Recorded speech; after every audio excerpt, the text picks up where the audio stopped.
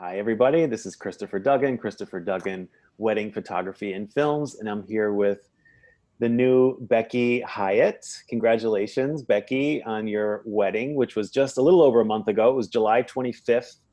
So it was just about 5 weeks ago now. And I'm so grateful and happy that you agreed to come and speak with me because your COVID-19 year of 2020 wedding planning and wedding shifting, your experience and now your expertise, I think, is very valuable for my other clients and many other people to hear, because you had a beautiful wedding planned and then you changed it into something else that ended up being truly spectacular. I mean, so congratulations on getting married and congratulations on creating a fabulous, fabulous wedding.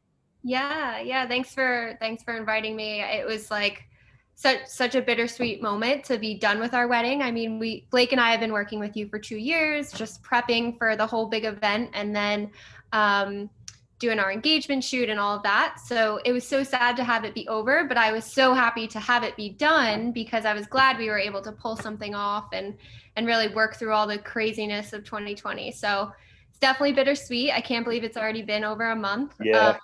Yeah, but thanks for having me. So if you could briefly tell us, like, what was it that you were planning? Like, what was your dream and what was in the works for what was going to happen on July 25th? Yeah. So if you can't tell, my husband and I, wow, that sounds weird. My husband and I live in Baltimore, so the brick background is like a pretty much staple for Baltimore. And I always dreamed of a big mountain wedding somewhere like destination where our families could really get together, spend the weekend up in the mountains. So New York was our obvious choice, and we invited around 240 people. We had a place that was convenient. It had a pool, it had the hotel, it had the venue and the reception all together. And it was us taking a gondola up to the top of the mountain at Hunter Mountain, in the Catskills, which was a 5-hour drive from Baltimore. So it was enough for us to kind of get some fresh air and get away and feel like we were really on vacation. So that was our original plan. We were planning that for around 2 years. We had been engaged and knew we were young enough to kind of wait and hold out until then 2020 hit and we were kind of stuck. So I remember back to our very first conversation, you immediately were telling me about the mountaintop, and we were even talking about doing video, and you were looking for that drone shot, and having the ceremony at the top of the mountain, and all of that was really part of the dream. And that particular venue was had that as part of their offering. So when was it that you guys were coming to that point of, uh-oh, this is not going to work, 200 plus people is not going to happen? And tell us a little bit, forgive me, about the heartbreak, and then a little bit about next steps in terms of what are we going to do? Yeah. So March hit, the pandemic hit, we were all kind of in denial. And I think the whole world was that this was going to last until the summer. I was. So, right? Yeah. So we really were hanging on until the last minute we could have. In March, Hunter Mountain was great working with us. They said, let's hold off until about 8 weeks out and we'll make a kind of final decision then. So we were really hopeful. We thought like the fresh air was going to be different. The area, the regions all seemed to be playing out a little bit differently. So we live in a city now, and we thought going up to kind of a fresh air place would be different. And then it was just heartbreaking watching and seeing one bride after the next, and friends kind of having to force to be cancel things anywhere from April to May to June. And then I was like, okay, well, I guess we're at that point. So why didn't you postpone? Yeah, so I think it was heartbreaking, and just like the 2 years of just planning this like dream wedding and trying to just hold on to what we had. I think Blake and I really wanted to take a step back and think about what our goals were for our wedding day. And one of our goals was to be on a mountain, and the next one was to be with our friends and family however we could, and to really get them together and to have each other meet. So we knew we could throw a big reception the next year, but I think not that we're eager to start a family or anything, but I think just the stress of the wedding planning really got to me. I'm pretty type A, I think, in terms of my planning style. So I was ready to just move on to the next project. I was ready to move on to the next thing. And I think vendors like yourself were still comfortable doing it. And I just told myself that whether it was going to be in our backyard or on a mountain somewhere, we were going to make it work. So when you speaking with the venue, were contingency plans starting to formulate, or were you immediately like, we need to move out of here? Yeah, they told us we could have maybe 30 people, but I would have to wear a face mask, and that was not something that was part of my wedding day. There was a lot of posts going around. You could do like the whole bride and groom face mask and make it cute and give kind of hand sanitizer as favors. And I just, at that point, I think I was so sick of the news and I was so sick of COVID. And I was just like, I want to just make this our day and not have to be reminded of all of the social distancing that we've been doing for the last few months. So how many weeks ahead of the wedding was it that you then like abandoned ship and started the new plan? Yeah, I think like 7 weeks out was when we officially told Hunter, because they were working with us till the end. They were more than accommodating. They gave us all of our money back. They just wanted the best for us. So they kind of wanted to play it how we wanted to play it, which was a great feeling. So I think about around 7 weeks out, we officially sent our notice to Hunter saying we were going to cancel, which was very upsetting. And that next minute, I had kind of already been bracing myself. I think I was trying to figure out in the back of my mind what plan B would be. And I think after talking to you and after talking to our florist, you guys wanted to make it work. So it really gave me hope to say like, okay, we can still have the wedding of our dreams. We can still do this. And that's when I did some research. I found a wedding coordinator, which was Bad Boss Bride. Rachel is phenomenal. She's local, she's from the area, but really helped bring all the pieces together in such a short time. So I think like 6 weeks out is when we started to put the plan into process, and it just came together. Was Rachel from Bad Boss Bride helping you to find the new venue? Yes. Yep. So Rachel, with my notion that I didn't want to be socially distanced, and I didn't care how many people could go. So no matter what the limitation was, I was okay with it. I just didn't want no matter how many people, meaning few people. Yeah. Few people. So okay. I think our total count ended up being 36. Oh. And that made it actually easier. And I didn't ever want to admit this, but we just cut out all of our friends. We cut out all of our second cousins and people that we haven't talked to, so it made it hard because we didn't have our friends there, but it almost made it easier because there was a very, very straight line of, okay, these are the people we're going to invite because this is the size we can now have. So it was heartbreaking for sure. But we, looking back at it, I'm like, I would do this all again if I had the choice, big wedding or small wedding. I would do this again. So it was going to be 240 people, you said, and then it came down to 36 people. Yep. So tell me, like, whether emotionally or logistically, like what was like the most stressful piece, and like how did you kind of handle that?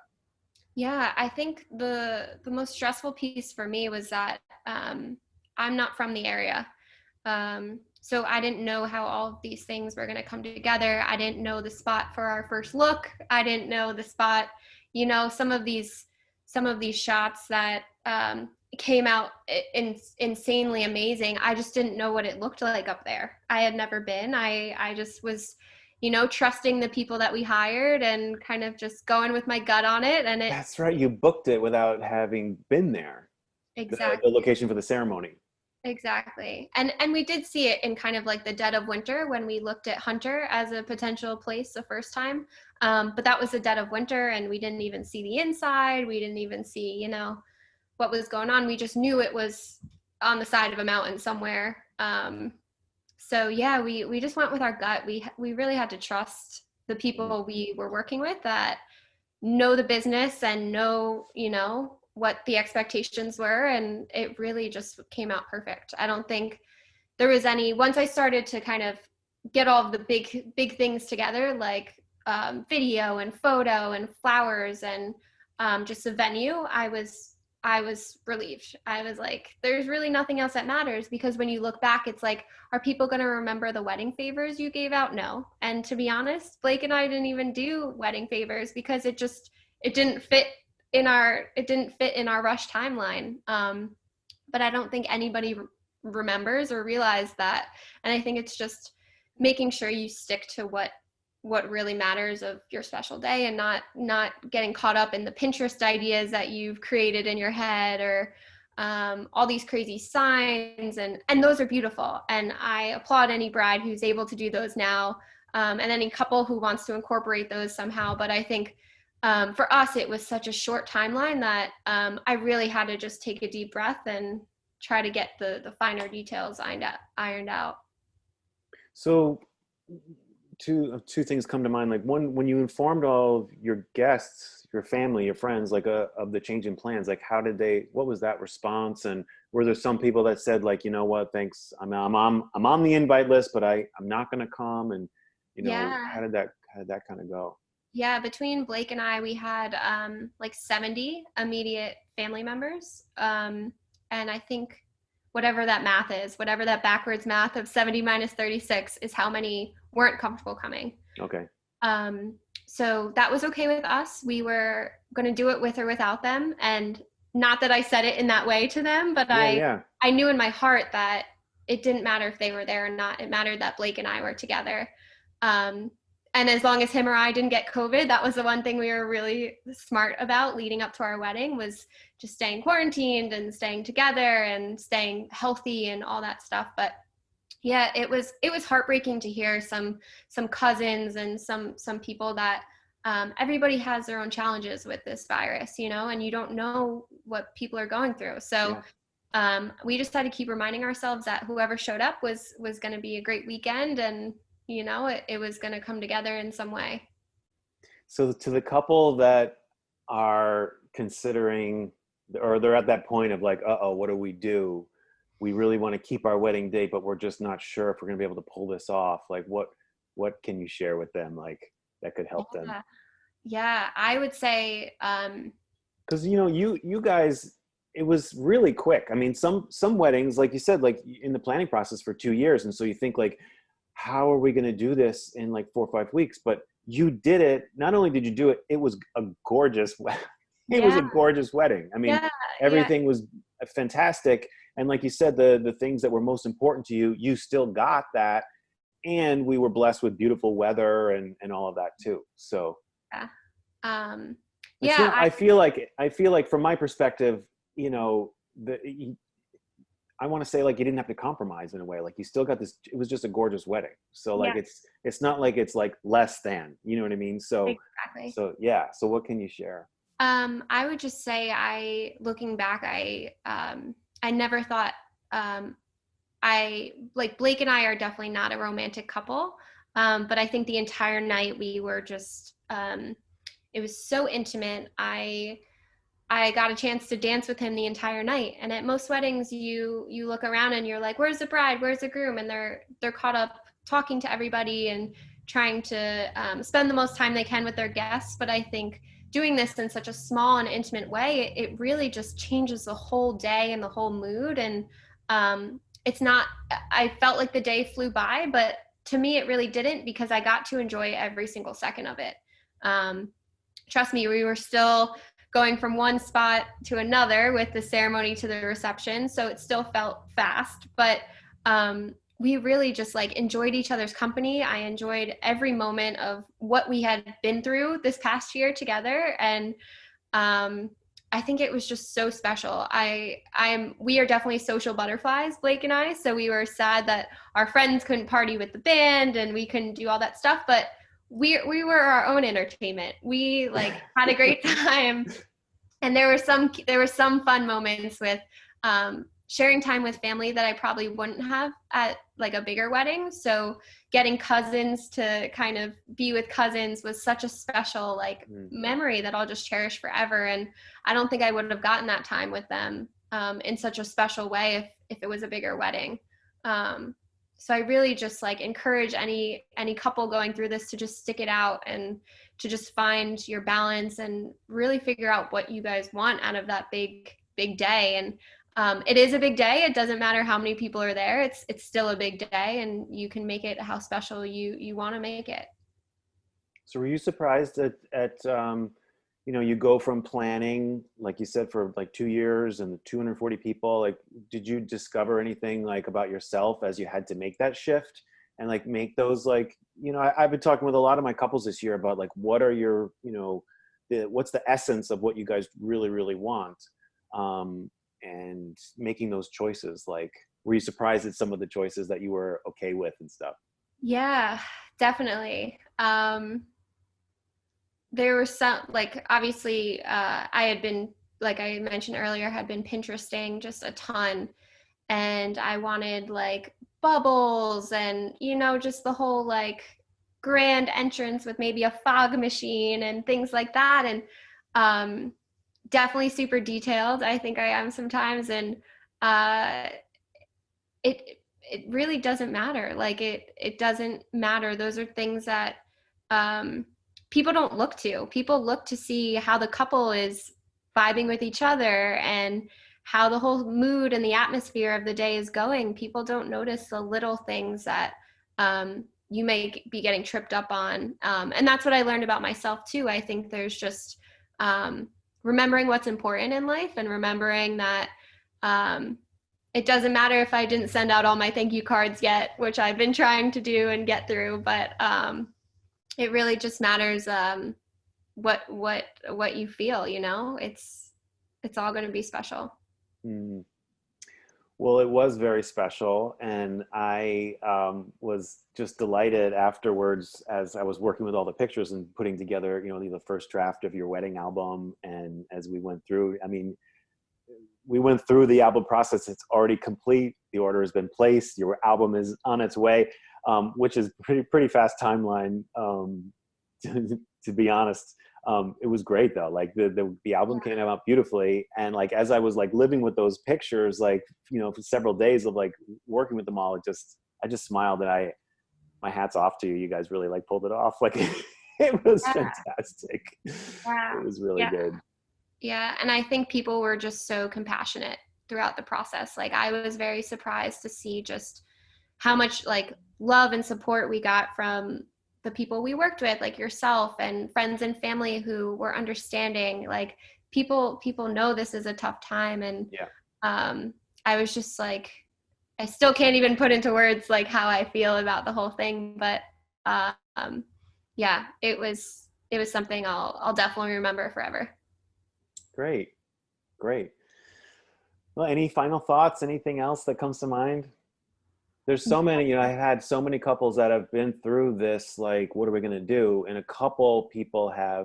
only a couple have sort of shrunk the wedding day into more of like a micro, and it's been interesting to see people kind of going through that process of like boiling down, like the essence for them, and then there's the couples that want to postpone, and they want to be able to have their full-on bridal shower, honeymoon, bachelorette party, like, and have the big blowout, and it's personal choice. So. Yeah, and Blake and I are still gonna do some of those big things. He deserves a boys' weekend, just like I deserve a girls' weekend. Yeah. Okay. Good. Doesn't mean just because we're old and married now that we can't still have a little fun.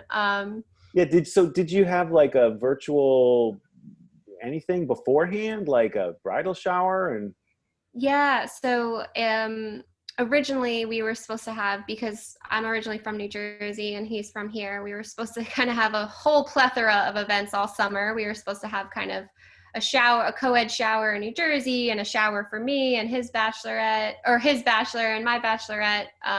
So there was a lot of events that were supposed to happen. And some of them happened, and people came and felt comfortable coming, and we limited the sizes of certain things. Blake was supposed to go to Austin, Texas, so I took him out on our friend's boat, and I said, "Welcome to Lake Travis." You kind of have to just work with the humor in all of it, but we'll be able to do all those things, I'm mean, we didn't take a honeymoon either. We were supposed to be in Hawaii, but Mm. we were just kind of concerned that the businesses wouldn't be opened if we went to a destination, Right.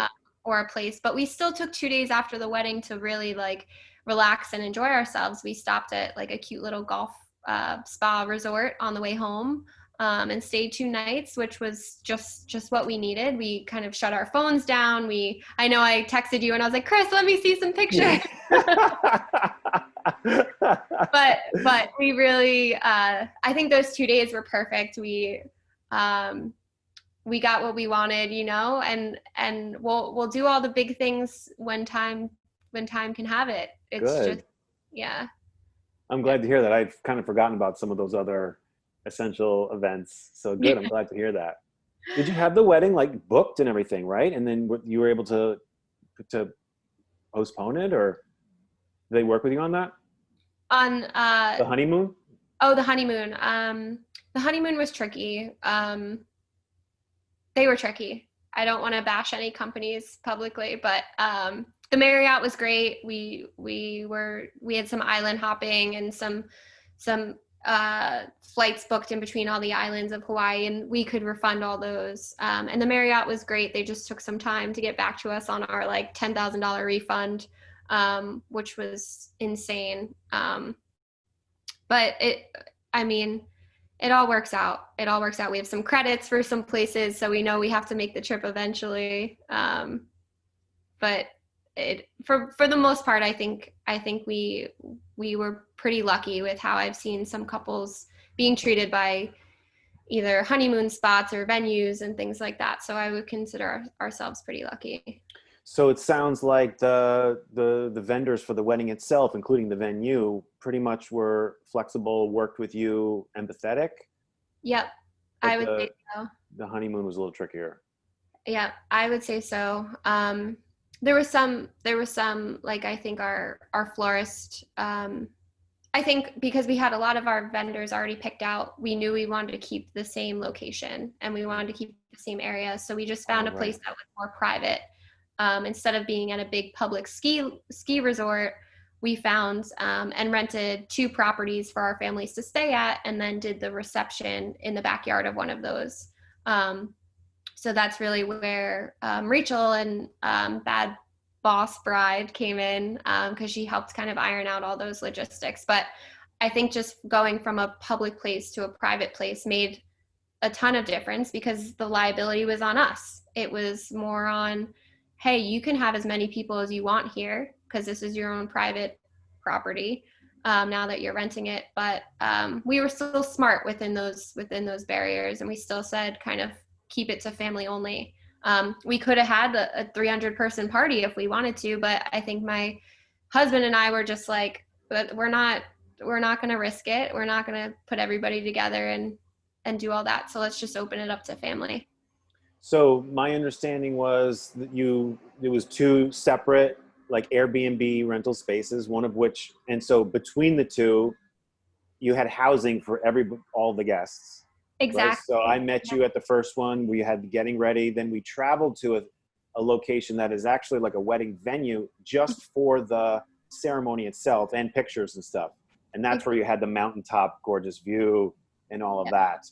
And then we went from there to the second Airbnb, which had a beautiful big backyard. I mean, huge, backyard space that accommodated a big open air tent. And in the tent too, you had those giant fans that were, moving air around and all that stuff too. Yeah, and the tent had siding, so if we needed to, we could have put it on if there was sidewards rain or something. These outdoor tent companies really are doing wonders, and we decorated the whole inside. We could have done like chandeliers and kind of made it more fancy, but we chose the kind of mountain rustic look of it. But I think it could be possible. It can totally be possible with no matter what size you're looking to do, changing from kind of this more public space that may be sanctioned to social limitations and things like that, moving it to more of a private area, which is what I would recommend any one of my friends trying to get married right now, because you can kind of control that as you want. And not that I'm saying like, oh, everybody should be throwing a 500-person backyard Right. wedding, but um, doing it with people you trust and people that keeping your own kind of restrictions on the party. Like I think at one point I cut everybody off of shots because the bartender was giving everybody, because we just hired an hourly bartender. So liquor was flowing, and I looked over and I was like, all right, give everybody Sprite. Don't tell them they're cut off, but just swap it in. So it was fun. It was so fun looking back. Um, Another point that I thought might be interesting was like normally I come myself plus a second photographer from my team, and the two of us are working all day long. But because of the circumstances and stuff, we cut, and I just came by myself. So I was there all day making photographs alone. And the other piece was the band. The band was supposed to be, I'm not sure how many players in the band, but you guys were able to work with them, and so they brought three musicians. Mhm. And I mean that again like fit for what you guys were putting together. So they worked with you really well too.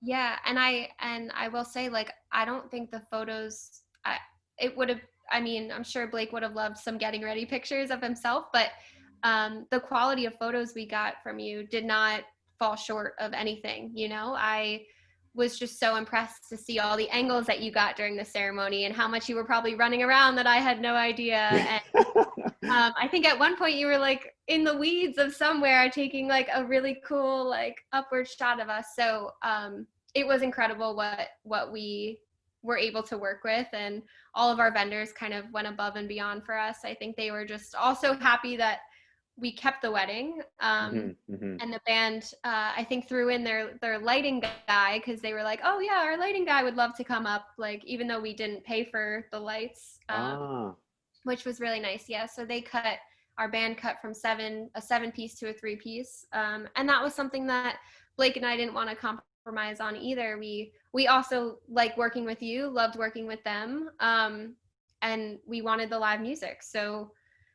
we kept that, and it was great. It was so much fun. good. Good. Well, I think this has been really fabulous. I really appreciate you doing this, speaking with all of us. We had that follow-up conversation after the wedding, and you had said that, you thought that you're going through this experience would be helpful to other people. And when you said that, I was like, she is so right, because this is just a bizarre time, just Yeah. bizarre. So Becky, thank you so much. Congratulations to you and Blake, and I hope I get to see you guys again sometime I soon. know. I feel like you're one of our good friends now. Yeah, I'm glad totally. we follow you on Peloton, because it's Yeah. gonna be sad to not see you anymore. Yes, yes, yes. We'll do a ride together. Yeah, yeah. That sounds good. Thanks, Chris. All right, cool. Thank you so much.